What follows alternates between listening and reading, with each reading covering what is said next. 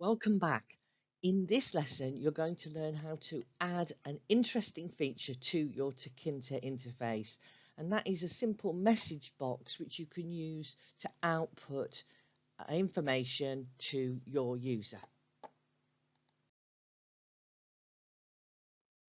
Every GUI includes inputs and outputs.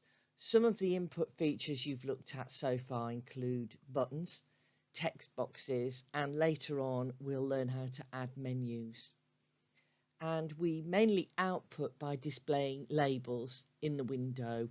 Later on you'll learn how to add images if you want to. Message boxes let you display a quick message on the screen like this. You can also use them to get a simple yes/no answer with a button click, and we'll learn about that in the next presentation. The message will stay on the screen until the user clicks OK. That means the message isn't permanent in the way that a label on the window is, but it does mean that the user has to acknowledge it. They have to click on OK or the program won't continue. So it's a good way of making sure that your user has noticed an important message. We have to use a special module that's part of tkinter in order to create message boxes. The module is called tkinter.messagebox. That's quite a lot to type over and over again. So I import it like this. Import tkinter.messagebox as MSG.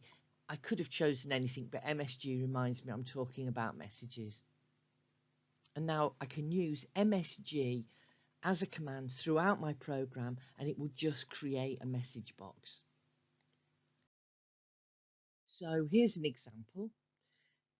I could type this line of code anywhere in my program, for instance, inside one of my procedures, msg.showinfo, and then I put two parameters inside the brackets. The first will appear as the title of the message box, and the second parameter will appear as the text. So if I ran this code, this is what I'd see on the screen. A box like this with a title, whatever title I've typed, and whatever message text I've typed. And that will stay on the screen until the user clicks on OK. In fact, tkinter offers three different message box styles.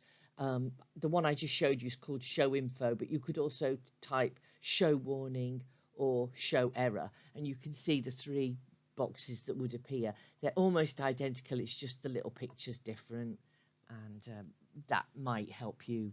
That might be what you want in your program. So just choose one of those three commands. So let's look at an example of a real life use of the message box. I suggest you try this using the currency converter and then go on and try and apply it in your own program. This is an example of validation. So let's have a look at the one and only procedure in the currency converter program. You can see that we get pounds as a value from the interface, and we then convert that input into float data type. Now, you've got enough experience of Python to know that there's a problem there, which is if the user types some input that can't be converted into the float data type, you'll get an error message or your program might crash, and we want to avoid that, obviously. So what we would do using the skills that we've already learned in class would be to use exception handling. Here's one I did earlier.